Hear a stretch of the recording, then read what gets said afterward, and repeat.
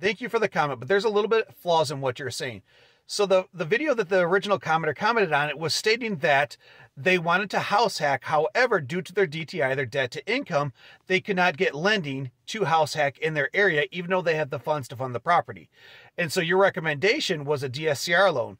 Well, first of all, with a DSCR loan, anybody that doesn't know what that is, basically it is a business loan.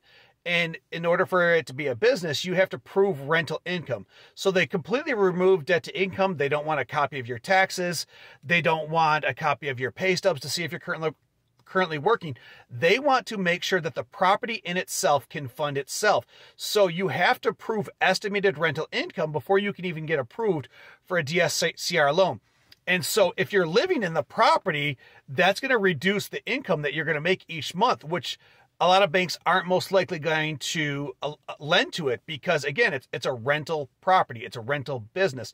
So they want to see income coming from both sides of that duplex. So that's the first part. And then the second part, obviously you can't buy in house hack in a county that you're not living in. So yes, it might be cheaper, but these are, you can't use these type of lending in these situations, because the idea of house hacking is living in part of it and then renting out the other part.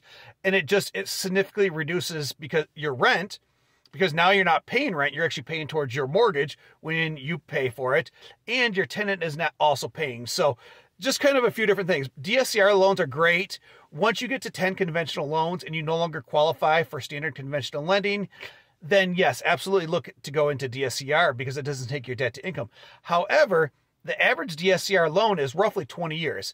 Now, after doing a little bit of research, some of them are as low as 5 years and some of them go up to 40 years. It just depends that each lender has different expectations for it. Also, with DSCR loans, you're going to have a higher interest rate than your standard conventional lending. I think the last time I checked, mind you, this was probably a year ago when I looked into DSCR because I was buying a different kind of a building and not the standard properties that I normally buy. And I think it was almost 1.5, maybe 2 points higher in interest rates than a standard conventional loan. So yes, these are different options. If you have any more questions on DSCR loans versus conventional lending, I encourage you to reach out and I can make another video explaining the difference.